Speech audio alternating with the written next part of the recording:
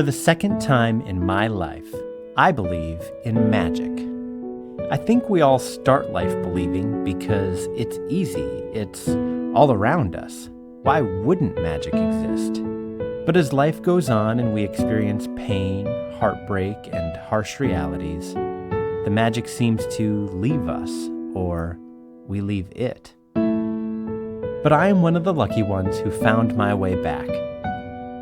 I found it in the rural farmlands of Minnesota, and I want to show you how. From the first moment I experienced this thing, I knew I had to tell everyone about it someday.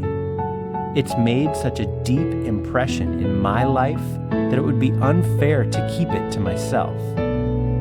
Everyone needs to have a place like this, to have a thing like this in their life. Everyone needs to know that doing something absolutely over the top and ridiculous creates the most wonderful moments in a person's life. I found the magic of childhood again in a game my friends call Tapeball.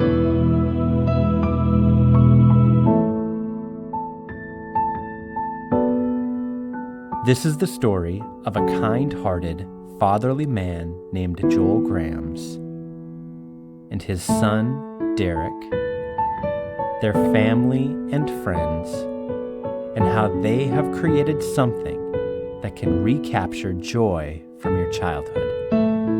Some say there comes a day when maybe even without realizing it, you play with your childhood friends for the last time. And what a sad day that is, because remember how easy it used to be? Go to the playground, just start playing, and suddenly you had friends. That way of loving and accepting people still exists if you let it. And if it can exist here, in a game that's somehow the ultimate paradox of being competitive without needing to win, I believe it can exist where you are too. If you remember what it's like to play like a kid, pretending to be your heroes.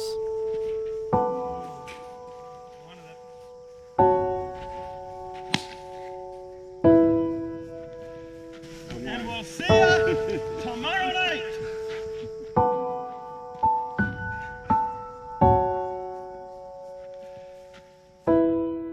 What would the world be like if sports were different?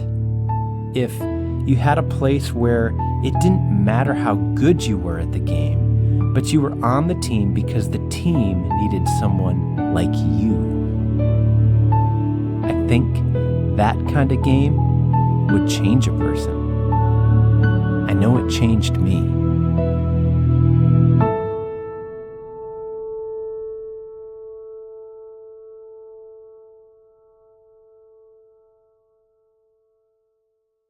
The Grams are very passionate people, and they put their whole heart into things they love, and not just Tapeball, everything in their life. The question of like comparing them to the rest of the people that you know, they're completely unique, completely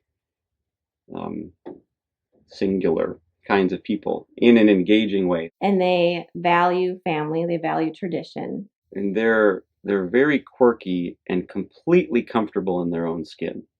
They just do their thing, and there's not a whole lot of, I wonder how this is going to go. Think of Joel, I think of him creating an atmosphere wherever he is, whether it's camping, his house, our house, just to make everyone just feel special, to feel valued, and just to have a good time. When Joel takes on a project, he finds a way with great detail to do it well. He gives it his best in all he does. For me, being someone that grew up as a friend of his son, I always kind of thought of him as a friend of mine too. He was a person that made you feel important and special. My dad is a 22-year-old in a 56, I think he is now, 56-year-old body. Just really kind and creative and imaginative. A sense for magic, you could say, with what he's doing. Really inclusive. He likes people around. People are really important to him. and he's always really fun to be around, and he's always really welcoming and inviting and wanting. He's very much like me, where we want everybody to kind of join in and have fun with what we're doing. We're having a blast, and we want you to have a blast too. I love people, and I like working with people and the interaction that I have and the dynamics that have. And if anyone knows Joel Grams, he loves to host people, and he hosts people perfectly. Everything has to be perfect. Joel Grams will be 15 minutes late behind schedule because he's trying to tie every little loose end together. I tend to be detail orientated, or the little picky little things on something, which probably annoys a lot of people. Everybody's waiting for Joel to finish the thing that he has to do, but only he thinks he has to do it. But to me, it's the little things that you do right make the overall picture successful. And 1,000 little things done well work together to create Tapeball. But explaining Tapeball, what it is, let alone the culture it has created amongst this group of people, it's challenging.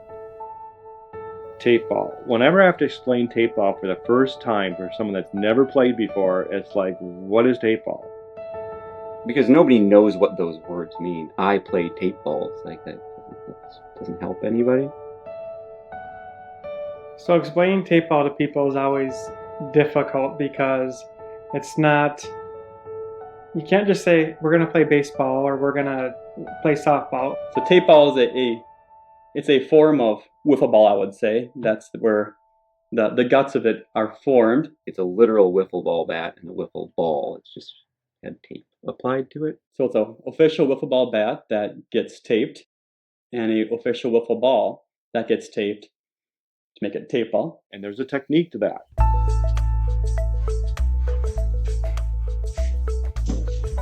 You always want to make sure you use official duct tape. That is, it smooths out nice on the ball to give it a nice smooth finish, and it's more weather resistant than some of the other tapes out there.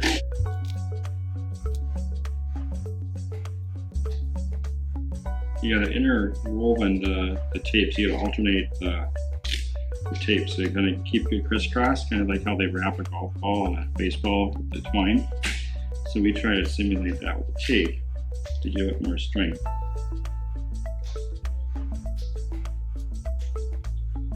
The key is getting the right weight.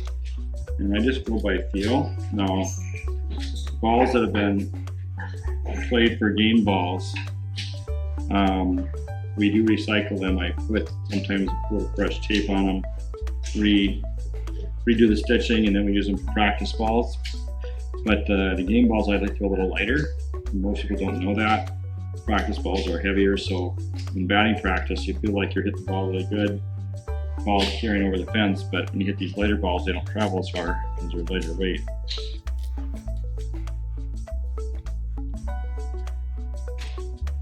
I can tell by just tossing the ball in my hand how much weight there should be. This one needs a more tape. So see how smooth that is now. It's hard to roll this wide. It's hard to get it to be that consistency and that smoothness. That's why I tear it in half. That's why people that first started taping balls, they would just use the whole roll. It'd be all wrinkly and it just wouldn't look very nice. So I discovered by tearing it in half and going narrow strips, you can get a nicer, smoother look in the ball and better for gripping. This took years of practice to perfect this. But for the most part, that's it. Just one game ball, ready for tape ball. Game play. This we put on the play tonight. Official tape ball. And the bats. They're meticulous about them too. My dad has a vital weakness when he makes his bats. He does this ribbed pattern. Where I'll take the duct tape and I'll wrap it around one continuous circle until it's 6 layers thick. And then the next one does the same thing. Well, where the overlap is creates the rib. And that rib adds extra strength to the bat as you swing it. And if you take a tape ball bat and you kind of touch the side of it, and you can kind of feel like this, it's like a thicker layer of tape, duct tape. You know, my dad did that. It's just like his his calling card. The other technique is the traditional spiral, where you just wrap the ductwork like this, or duct tape like this around the bat, and that creates a different effect. Joel would go to lengths of like putting a bat in the snow over the winter to season it, and like it'll be harder, and then when I tape it, it'll have more pop. I also found that if you tape the little hole in the bottom of the bat, they have a hole that they use to inject the plastic to make the mold for that. If you put duct tape over that, it locks that air inside the bat. And that extra air gives it a little extra pop. It's like cork in the bat. And no one knows these little secrets, but these are the ones that I tape my bats, so I have a little extra power when it comes to Tapeball. Now I'm giving away my secrets. Everybody's going to try doing this now, because people can make their own bats. And there was 1 year too, probably in the middle of the current era, where the amount of tape applied to the bat was called into question. Bats were bending under the weight of the tape. So I it's really evolved. Like you can tell they're like the competitiveness. It's all, good-natured competitiveness, but people started to take it seriously. Sometimes you'll pick up a bat and say, holy cow, this bat's super heavy. That's usually a sign that person's been trying to juice the bat. And the reason for that is the ball will travel further when it gets hit, which as a grown man, that's what you want. But I will say, in all fairness, I have made my share of bats, and I have been called out before, man, Derrick, your bat is heavy. So I try to get rid of those bats because I'm very prideful, and I don't want to think people think I'm cheating or I have an advantage. So I either let other people use the bats that I make, or I just take it out for maybe bottom of the ninth, 2 outs situations.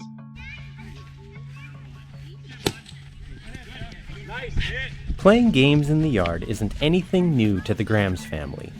Joel and Jeff have been doing that their whole life. So growing up, my twin brother Jeff and I, we would play baseball in our backyard of our farm we grew up. We couldn't wait after eating supper to go out and finish a game, and we'd have a larger sized pole barn which represented the green monster in left field, and we had a long, old, dilapidated barn in right field, down the right field line that was further down, and that was our field. But Tapeball didn't start with a baseball or a wiffle ball.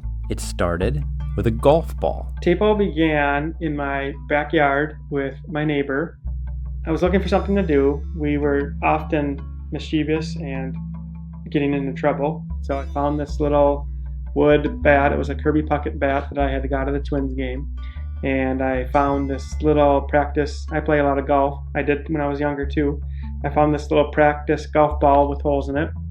And we just went in the backyard and we started messing around, throwing it to each other and swinging. This was the ticket right here. It's a wiffle ball, golf ball that I found in the garage. And I found some of my dad's electrical duct tape, and I'm like, hey, I'm gonna tape it up so it goes farther. And sure enough, this was the first tape ball right here. That's what Derrick and Reed would use in the backyard to hit this little mini plastic golf ball with rapid tape.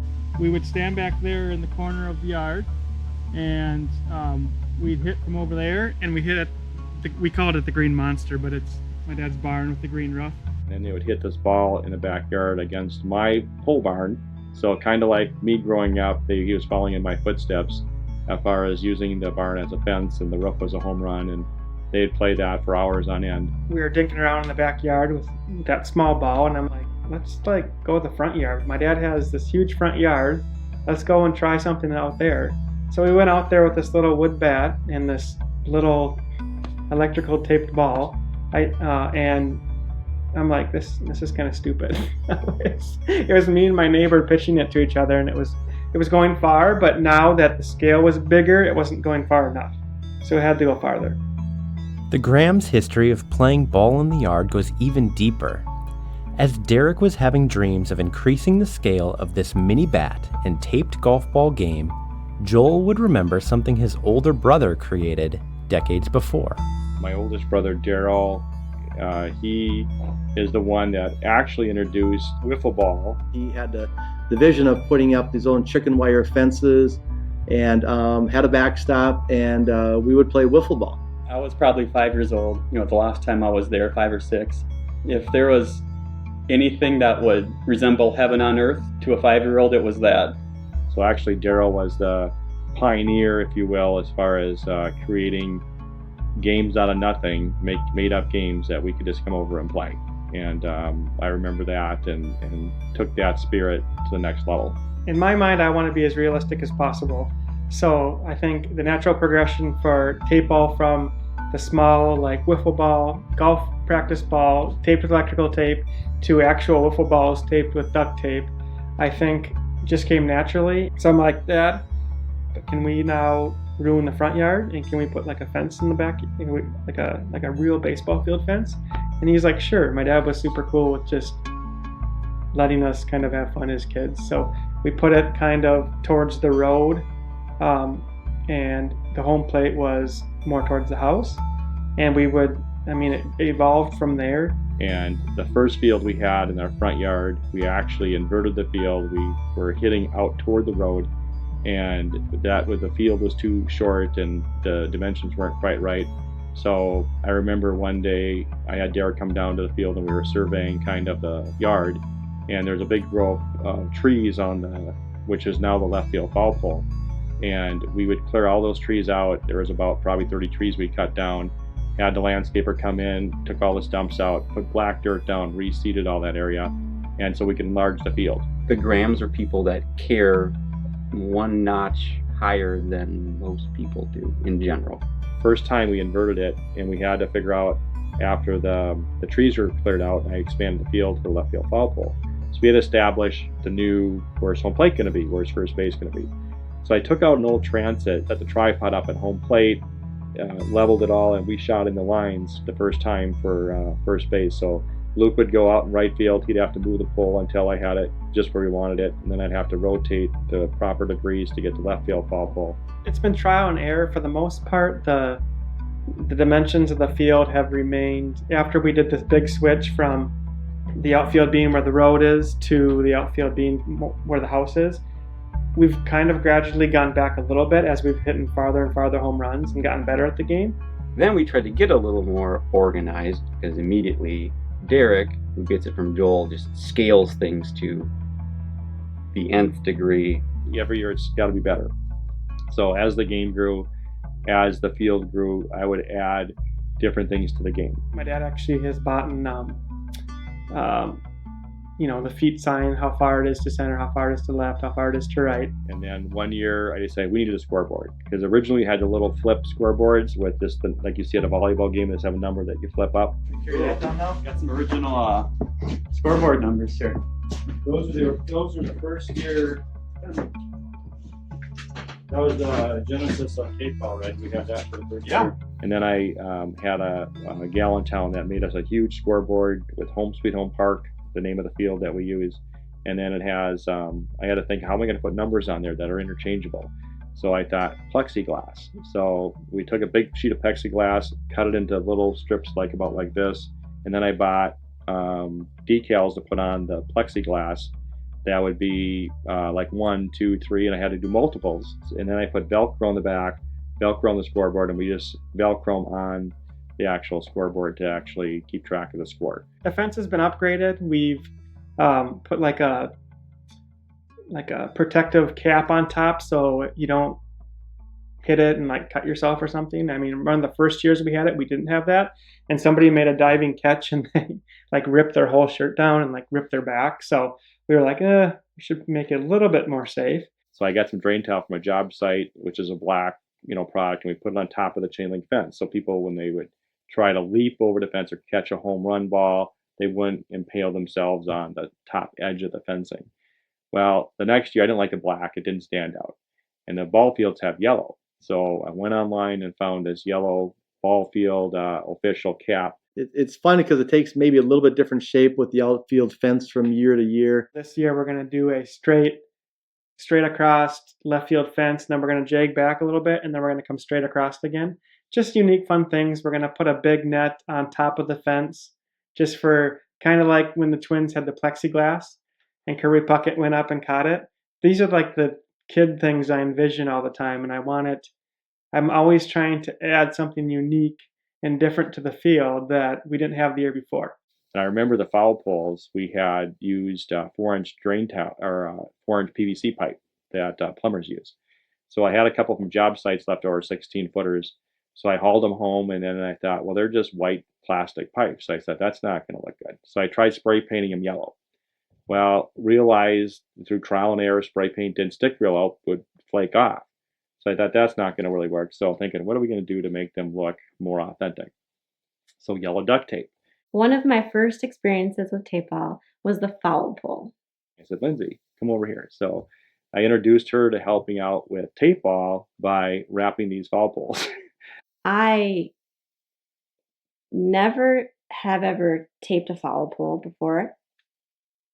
Didn't really know what that meant. But Joel, my now father-in-law, gave me this job to tape the foul pole. Little did she know that it would take her the next 2 hours to put this duct tape on one at a time, because it had to be you just couldn't just put it on because there could be no wrinkles. So I had to duct tape that foul pole with not one little bubble or wrinkle or overlap. Yeah. So every tape had to go on one at a time to go around this yellow pole or this big white PVC pipe to create this pristine foul pole now. I knew that Joel expected it to be perfect. So I had a lot of pressure with it. But there is not one wrinkle in that foul pole. That part that I played, taping the foul pole, was huge. It was my little piece to add to the Tapeball tradition, because now every year I look at that pole and I taped it. I taped that pole. And that's just a little speck of what I did in the whole tradition, the years and years of building this game and adding unique features and changing things. You know, the field has evolved now where we have a pitcher's mound. You know, originally we would have just a painted circle on the grass. That was the pitcher's mound that you had to stand within to throw the ball. And the batter's boxes, we painted lines on the grass for the batter's box. Now we have actually limestone, which I went to the local gravel pit. They have actually lime rock that they use for ball fields for high schools and stadiums like that. So I went up there with my pickup truck one day and got a bunch of lime rock. And then I cut out the sod, put the lime rock down for the batter's boxes and also for the pitcher's mound, built it up so it's elevated, and then built in an actual pitching rubber that would go built into that. So that's evolved over the years. We have a press box, which is fun. So we usually have announcers. So it's a legit field. And about that press box, it was named after someone very special. The first official mascot of Tapeball was a slobbery American bulldog named Bentley. Tapeball isn't just a game the Grahams play. It's a way they honor the important things and people in their life. There it is, the Bentley press box. What does it mean to you?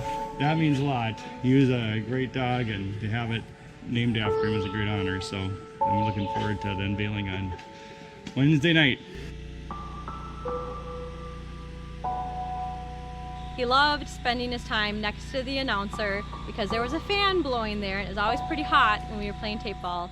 And he loved to just be sitting in front of the fan and right next to whoever's talking on the microphone. We had to honor him by giving the press box the name, the Bentley press box. And I love Bentley press box.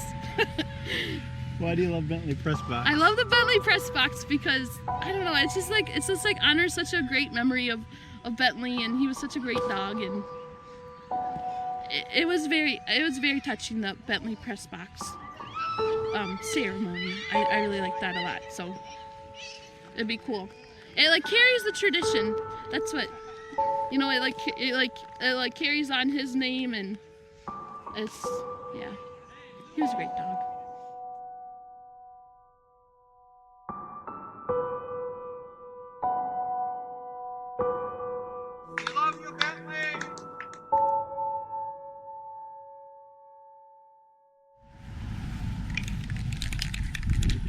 It takes a whole lot of passion to make Tapeball happen from all of the Grahams, the founding fathers.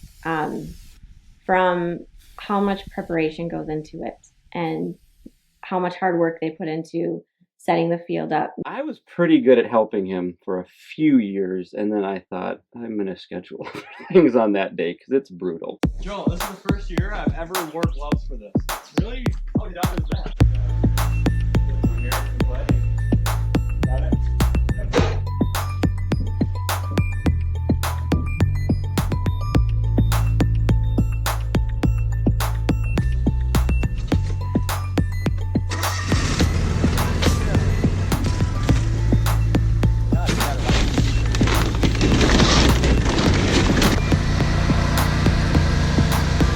We could do the front one the closest because I'm going to put the netting up.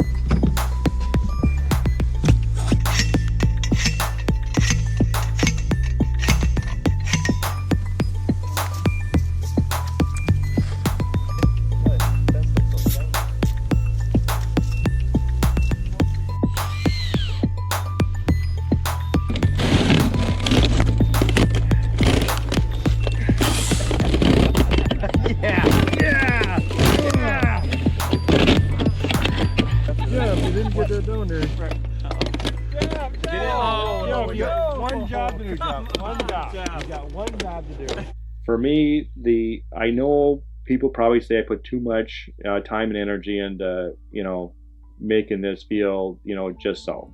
I mean, from the watering schedule to the fertilizing schedule to the mowing, you got to mow one direction on one week, and then the opposite week you got to mow the other direction, so you get the crisscross pattern. Otherwise, the grass just lays down in one direction. It doesn't look good. So he prunes it, it's pristine, and it's just like his baby. He loves to just take care of it. Even if no one else comes out and looks at it, he just loves to. But it is a little bit, insane, I think, if somebody just was told what he does, basically just for himself. And for like the handful of times people come out. But I think he'd do it if nobody came out. When the field's set up, and then I have, like before the big game on, say, the 4th of July. So the day before, no one's here, it's just me in the field. We're just, the sun's setting in the west because we got a beautiful sunset over the home plate. I take the rake out and I'm raking the mound, manicuring the batter's boxes, just getting everything just right. Those are the memories that I have with Tapeball, that no one's here, just me in the field, that I'll always cherish. And, it's really special. Those special moments can happen for everyone who comes to play. The Grahams are very competitive people, but they've learned not to have that come at the expense of others. To me, this is where Tapeball starts to become extraordinary. There's a really spectacular tension to a good Tapeball game, and there's all kinds of levels of investment. There's kind of a unwritten, it's so hard to explain, like the unwritten Tapeball code. People that have played it for a long time get it. It's have fun, but be competitive as much as you can. Obviously, some people are more competitive than others. So you have to kind of finesse the situation. Like, is this a younger kid or, somebody that's brand new, and give them a pitch that they can hit. It's balance for sure. You want, the games to be for everyone to be able to play. So the more you play with friends and family, you kind of know what their strengths, kind of how to pitch to them. As far as we want everyone to play. We don't want everyone striking out. And I like to pitch a lot, and the reason I like to pitch is because I know the caliber of the player my opponent is. I know if they've never played before. Now, I could go up there and I could probably strike them out with my, skill and experience of playing the game. And it's not going to be much fun if someone step up to the bat and strike out the first time. But also pitching, one of the worst things is if you get a brand new player that's never played before and they don't understand that, and they're like, I want to pitch, and they just throw it as fast as they can. Like, look at me, I'm doing it, I'm killing it. Why weren't you guys doing this? So they don't understand that. So I will alter my level of play to make sure that they're enjoying it and that they can hit the ball, so they can enjoy the experience of the game. Meanwhile, Joel is pitching to them, and he knows while he's pitching to them that he needs to let them swing the bat and hit it. But you also know in his mind he's thinking it's going to be a hit to the outfield, and that's going to advance the runner to third. Whereas everyone else is like, you hit it, good job, you're running. But it's the 8th inning, and Joel wants to win. Now, as they get better, the competitive side of me will want to strike them out, especially if they knock 2 home runs off me. The next time they come up, they're not going to get a meatball. Joel's a good pitcher because he understands that. He'll see a kid come up and I want them to hit it. So he'll toss it over. But then Derrick will come up to bat, or his brother, Jeff, will come up to bat, and they aren't getting anything close to down the middle. It's going to be fast if it is. It's like, you don't want to win at all costs. You want to be fair play. You want to be trying. I don't want to have a game where it's just someone's just going up there and let's not keep track of the score, or we're just out having fun. There's a place for that. Tape ball is not a place for that. Tape ball, for the sake of the game, has to have an element of trying. Tape ball can be very high scoring, so it's important to me, and I know Joel and Derrick, to have games that are competitive. You don't want a 29-3 games. We've had a few of those in the past that just, it's fun if you're on the winning side for a while, but if you're up by 20 some runs, it's not as fun. I pretend I'm more competitive at in certain points of the game just to make it look that way. Deep down, I've lost a lot of that.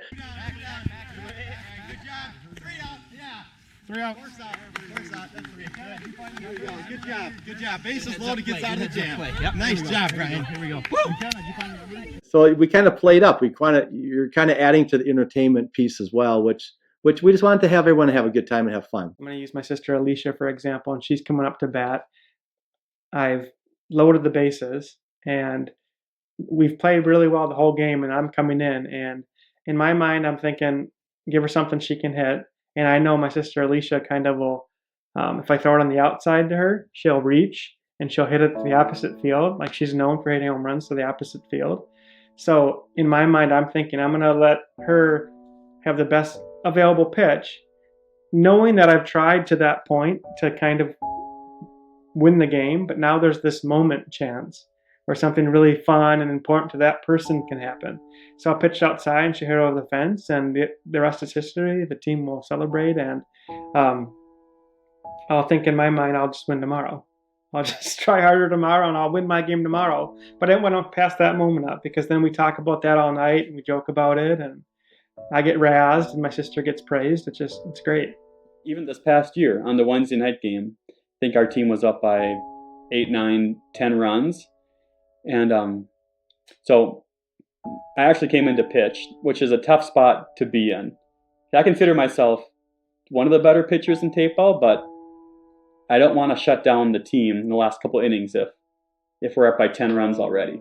You want to make it a little more competitive. So I'll still throw in the cutters, sliders, some changeups and stuff, but not as intensely as I would have if it would have been a close game or we would have been behind.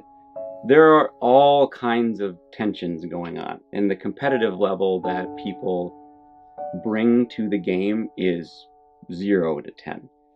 Don't worry about that run. Don't worry about that run. Nope. Just worry about that run. Yep. So we have a force at second, we have a force at first. Right. So forget about the guy at third base. All right. Yeah, all we care about is these 2 runs right here. I think the attitude is just showing up and going with the flow. It's supposed to be fun. So it's supposed to be competitive, especially if the game is close at the end. We try to get people out, try to throw someone out at first, but I've changed. When I was younger, it was cutthroat. I would go all out and have to win the game, and it was like I'd be actually disappointed, and it'd be hard for me to come back, and we'd have a campfire afterwards or a bonfire and dissect the game. You always got to dissect the game afterwards. And it would be like, oh, we should have had that out, or we could have had that play there, and I'd be bummed out if we would lose. But now it was like as I'm seeing everybody else enjoying it and stuff, I'd rather lose a close game and have it come down to the last pitch than win by 10 runs. It's like, that's no fun anymore. It's like, yeah, the competitive side of me would want to say, hey, you want to win every time? No, not at all. Now it's about, I want, fair play. I want competitive play. I want it to come down to the last pitch. It builds the drama. Scott, who hit a monstrous home run in the last inning, takes the worst pitch I have ever seen. And then he tugs his second home run of the game. Fair ball. Fair ball. Luke, fair ball. I can show you the replay. It's a fair ball.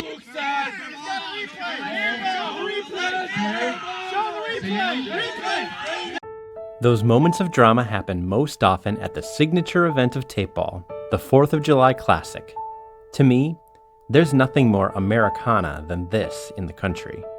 I've never experienced such a unique family holiday tradition. It's pretty extraordinary. It's not your every 4th of July. Ladies and gentlemen, coming to you from Bentley Press Box, welcome to the 2019 4th of July Classic. The 4th of July Classic is the game. It's a weekend. Most of our family will come together. A lot of my friends will come and join us. And then before the game starts, there's always a national anthem. The Honor America. It's the 4th of July. We're gonna sing the national anthem.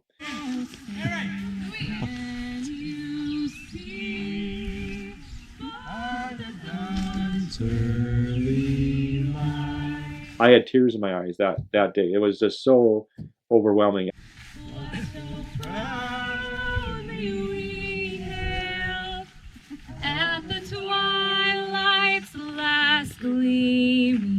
Everybody's lined up, hands on their heart, hats off, and just a backdrop. The American flag is always in center field. And that particular day, there was a slight breeze, and you could see Old Glory waving in the background, the house in the backdrop, the trees.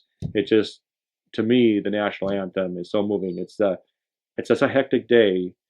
It just gives it that sense of pause where you can just rest for a minute and just sit back and just honor America and just take it all in. And that's a very emotional time for me too, is to have that. We'll always have that. We're never not going to have that. We had a national anthem, of course, and then this year actually Joel had a friend do a flyover. Yeah. Like literally, a flyover happened, and it wasn't just once. It was like 5 or 6 times. This plane just buzzed over the field.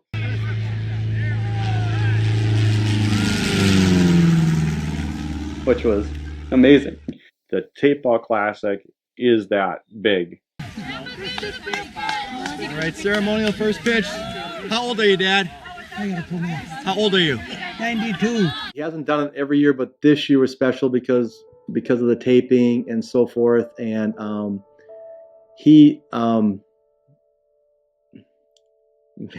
say it's special because, I know it. I don't know where I want to go with this. Being that was rare, we always had to talk Dad into playing catch. He did that though. He coached Little League one year and stuff like that. So he did his best to spend time with us. And then looking at his whole family and to share this moment and have him throw out the first pitch was, I guess, touching. It's special. Earl, it's your pitch. Right in my hands, Dad. Right in my hands.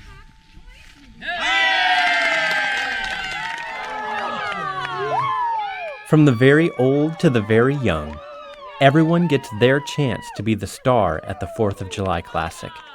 This kid named Jake had the biggest hit in the game at his very first time playing Tapeball. He went on to win Most Valuable Player of this classic. Oh my God, Jake! You just hit a go-ahead home run in the top of the 9th inning. What are you feeling? Oh my God, that was insane. Okay, Megan. So, what did you feel like when you made contact? When I made contact, I knew it was going, and it was sick. I just felt the jump right off the bat. It was amazing. So, how do you what sort of emotions are you feeling right now? How would you describe it? Speechless. Literally speechless. But as amazing as the game is, there was always one type of person who has been most difficult to convince to participate: girlfriends. I was not always enthusiastic about it. So, Tapeball. She grew up in White Bear Lake, and she grew up on the lake in the summers. And we were out on the lake all day, and I associated 4th of July with a lake. Lake, 4th of July, it's kind of just what you did. And so every year their family for the 4th of July would go on the boat and they'd watch the fireworks show. When Derrick and I were dating, and it was coming close to 4th of July, we started to talk about what we wanted to do. With no hesitation, Derrick says Tapeball. You know, it was the first couple dates, and I'm trying to talk about my life and what I'm interested in. So I explained this Tapeball thing, and I was like, Tapeball? Like, yeah, we do it every year. My family loves it. We usually play on 4th of July. You know, I can't wait to show you it this year. Like, okay, well, does it involve water of some sort? And he goes, no, we do it right in our front yard. It's really great. You'll love it. And at that moment, I'm like, okay, how am I going to explain? I want you to come up to Isanti and play a game of, she probably thought it was baseball, in the cornfields in 93-degree weather. There's not a drop of water in sight where you can jump into. Because to me, I thought we were going to play some type of baseball in the yard on 4th of July. So I was like, okay. And I'm trying to explain this, and I'm thinking in my mind, how am I going to talk her into doing this? I really like this guy, so I thought I better give it a shot. This Tapeball. And I remember the first year, out of the goodness of her heart, she came. We get there on 4th of July, and I was a little bit intimidated. Everyone was so pumped up and so excited about this Tapeball, and it's almost like everyone was in on it, and I was a little lost. Her eyes were just wide open, like, what is going on right now? And from that moment, I knew, A, if she's still with me when this is over, she's a keeper, and B, she can see the passion we're having and hopefully appreciate that. It took a little time warming up to it. It did. Took a little time to realize that I wouldn't be on a lake.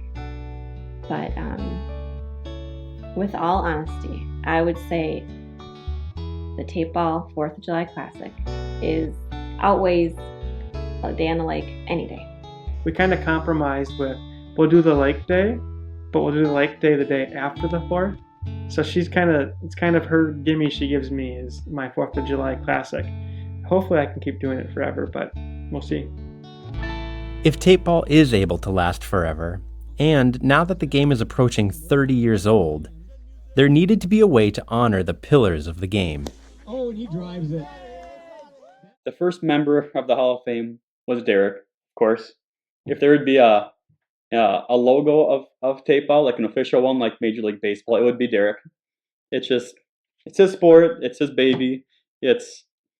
He represents Tapeball more than anything that I know. So he was very deserving of being the first inductee into the Hall of Fame, although he just decided that himself a couple of years ago, which is fine. Someone had to start it. Derrick wanted to make sure that Joel was recognized as the patriarch, and so Joel should be inducted in the Tapeball Hall of Fame. That just makes sense. And then in 2017, Derrick made a major announcement stating there would be the third member of the Hall of Fame inducted. And I thought could be me, but I really had no idea.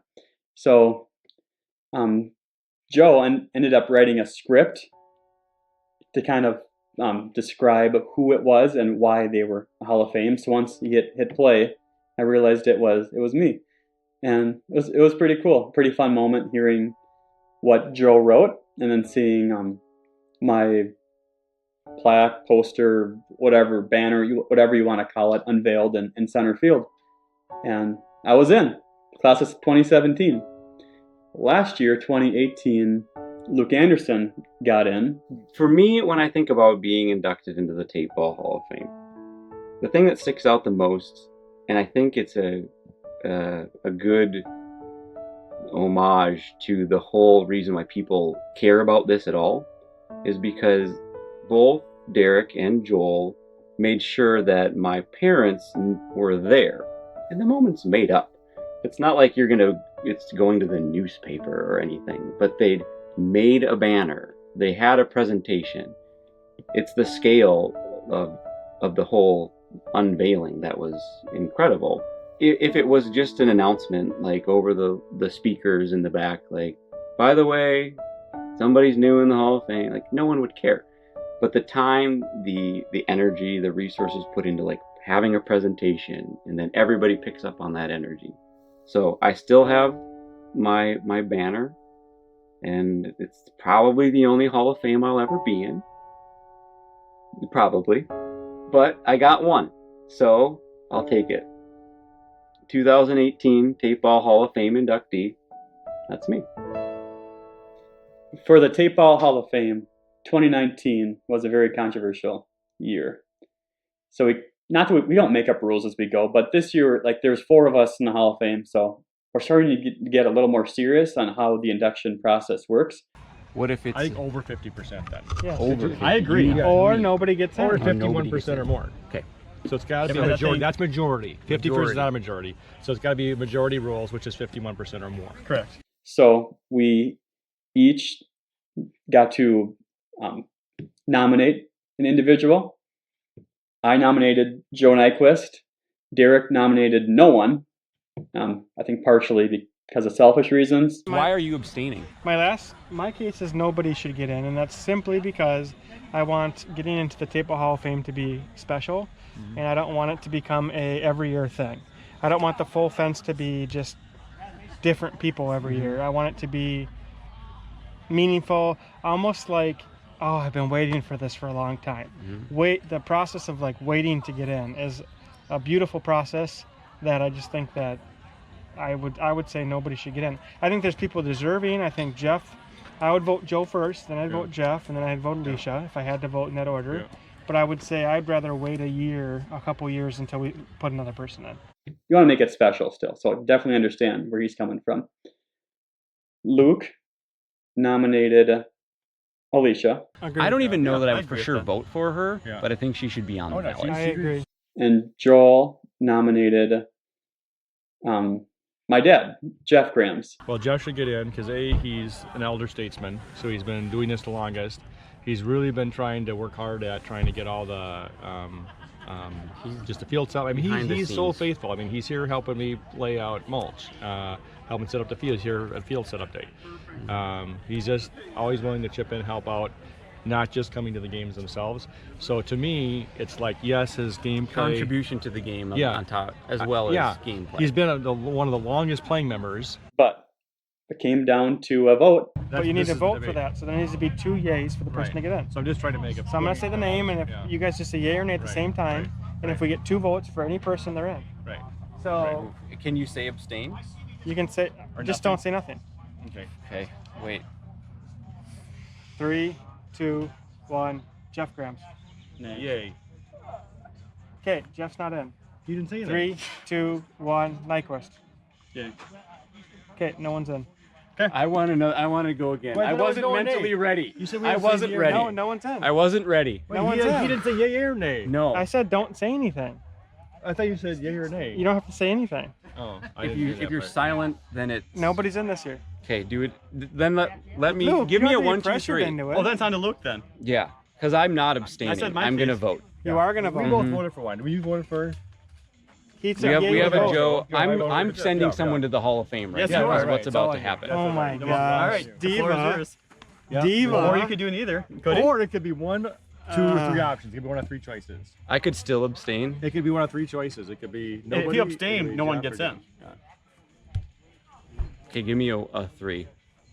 3, 2, 1. At that point, it was over. There was no going back, so the planning started, and we had a nice induction ceremony on July 4th.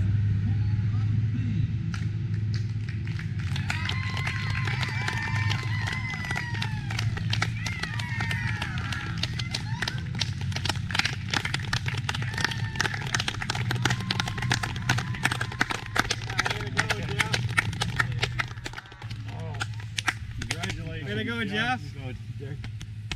Congratulations, Joe. Good job. Good job. You earned it. You earned it. You made it.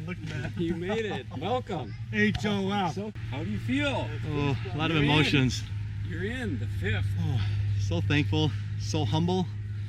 I just think of all the people that have played the games, all the innings, all the pitches, all the hours we spent out here, guys. To join the elite group was pretty awesome. A pretty special moment for him. You agree with the decision?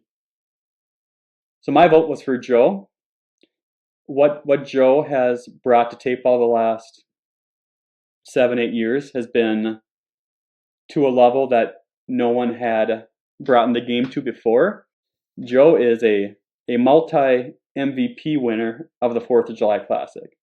I don't think anyone will ever top what Joe has done to the game of Tapeball, which is why it was, in my mind, very easy to nominate Joe. And his time is coming. I'm really not that great of a player, but I mean, I would be honored if I was on that Hall of Fame, especially with the people. I mean, come on, my brother, my dad, carry out the tradition. With family. But even the most wholesome family traditions have a skeleton or two in the closet. As with baseball, performance-enhancing drugs have caused controversy in Tapeball too. So, do you think Joel is a cheater?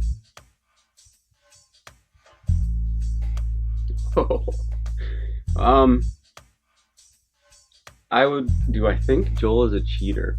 The fact that I'm pausing this long might be the answer. So this was probably 7 years ago. That year, I had the most home runs that I have in any classic. Regardless of what he says it's a specific event, but it kind of tied into the whole summer Tapeball schedule of events. I had 5 in a row. I remember coming up to bat. He'll hit his fair share of home runs. He's good for 1 or 2 a game, but not 5. And we had played 3 games that day, and he had hit 5 home runs every game. Joel had gotten a case of poison ivy. Yeah, I must have gotten a poison ivy patch, and as a weed whipper, you know what that does. It whips up all the weeds and grass and the juices from the poison ivy.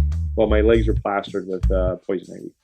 So I had to go to the doctor. It was that bad. This is like the week before the Classic. So I wanted to make sure that I was going to play in the Classic. Okay, so not much was said about it. We had joked, Dad's on steroids. So I went to the doctor, got some, it was actually a steroid cream that they use for poison ivy. Well, then the home run derby comes along. And he almost won the home run derby, which is preposterous. Joel is not ever favored to win the home run derby.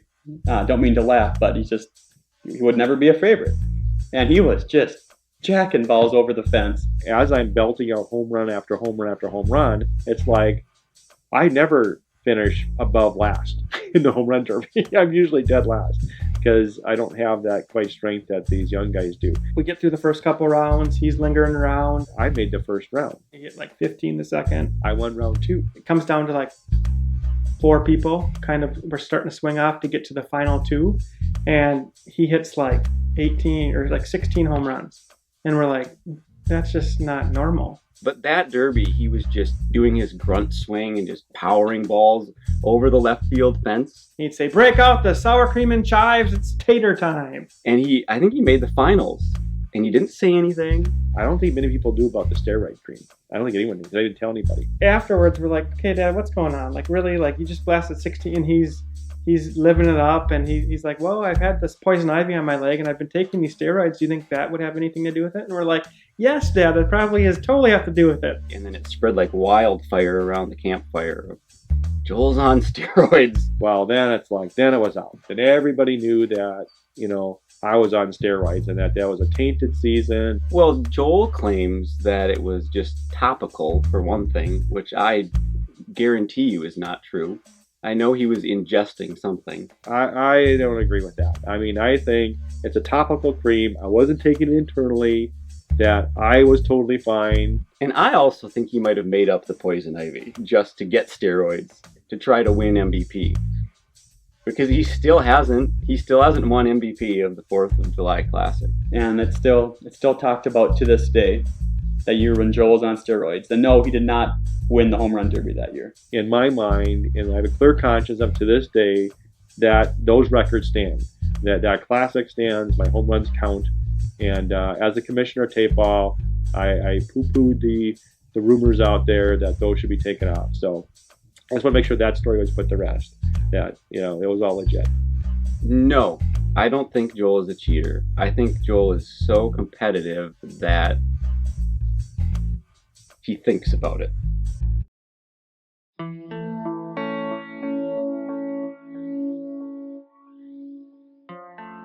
But in all the drama and controversy, and in seeing how much it takes to make Tapeball happen, one question still lingered in the back of my mind. I had to know.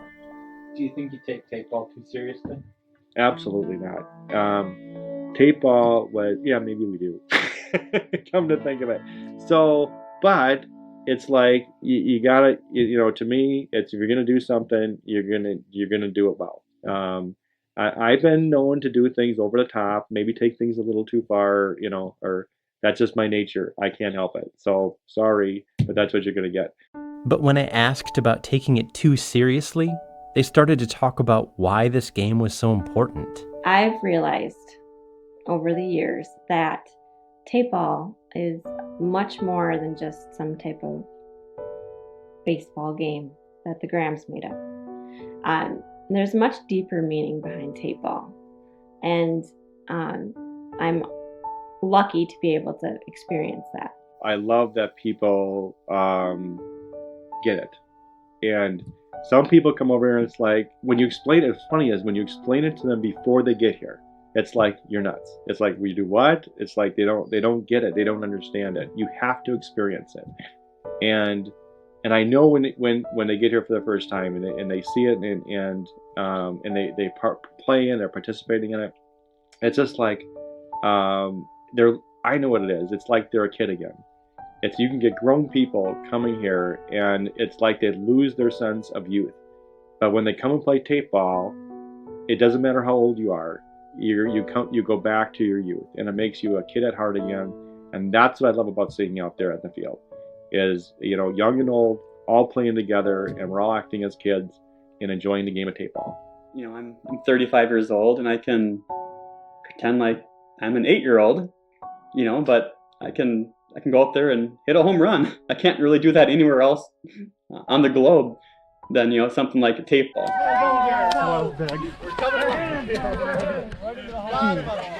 There we go. Took a long time, but we got one. We don't have that many arenas at this stage of life to do that in, when you're in your 20s or 30s, to like go out there and be competitive and have fun, and like, whoa, he just crushed that ball, or he struck out every batter. Many of our players have just had young kids, and they're going to grow up and they're going to turn, you know, they're going to be 7 to 8 year old kids. They're going to go on the field and they're going to just have wide eyes, like, this is the coolest thing ever. Now there's lots of kids running around that haven't been at Tapeball, which is fun. You know, we have a tee in our yard right now, Evan's hitting off of, and yeah, that's the dream, to have Evan and Grace, you know, running around the bases, and just seeing them, like this past year, you know, sitting down with my wife Christina and cheering us on, you know, it doesn't get much better than that. As a new generation is coming up, we want to introduce them to the game through their own little kids game, and as they get old enough and they come in and play the real game for the first time, you can see the hey, am I old enough? Am I, you know, can I play now? And just the excitement on it. This is a generational game. This is something that I want to pass on to my grandkids, that, you know, as they play, as they get into it, just like I'm passing on to my son Derrick. If I could sum up what I'm excited for my kids to learn from Tapeball in 3 ways, I would set it up: teamwork, quality family time, lawn maintenance. To think about, if I can get to be my dad's age and the Walters and the Evans, you know, have kids of their own someday and sons, and that can be passed on for the 4th, 5th, and 6th generation. That's cool. I never really thought about that, but it's a rich heritage and a tradition that, would be. I'd be proud. I'd be very proud, looking down from heaven someday and seeing these guys play.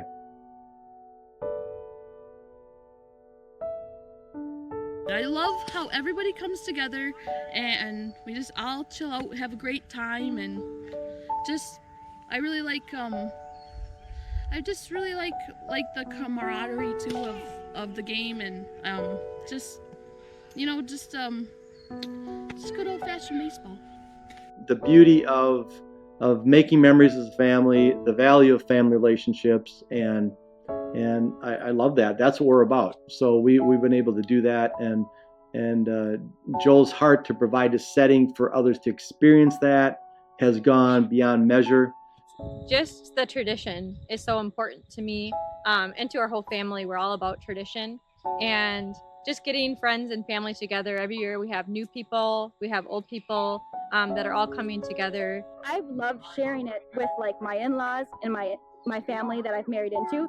They all love Tapeball now. It's a part of their tradition to come here every year. So I have loved being able to share it with people I love. And I want new people that come to play to experience kind of the welcoming attitude that hopefully my family and my friends show to them, and just time that that in that time, in that spot, you're with your favorite people. And that's like the warmest feeling you can have. And I just want to share that feeling with everybody else. This is kind of like the ultimate for me, is to have a venue where I can have people come to my home and open it up to anybody, and actually be able to share that love. And I guess that's at the core of why I do it. It's the love. It's the love of people. It's the gathering of family and friends, and that's lost a lot in today's world of computer games, your phones, your tablets. People don't connect anymore, and to have something where people can come together, leave their phones in their car, and they can come out and just play a game. I grew up playing ball before there were cell phones, and that's what we would do, with our time. And it brought us together as families. And to have that, where I can replicate that in a small way and show people that, or give them a place to come where they can gather, and they don't even have to know each other. We have family and friends a lot, but there's always someone new. I remember, when my kids were getting older, they would have friends that they would come over. And then Emily married John, and then John would come over. Now John's family comes over, and his brothers and sisters come over. So it's always someone new. We get new people coming in, and we're all family.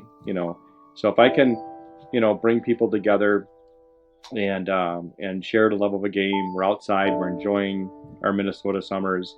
To me, there's no better way of doing that than to play Tapeball. And I guess at the core of it, that's why I do it. It's just for the love of people. That's the magic I've come to believe in once more. It's the way of living that Joel and his family do so well. The outcome of a passionate, go for it, make it amazing kind of life. It's winning the game by letting the other team have the moment in the spotlight. It's love above all. And it's magic.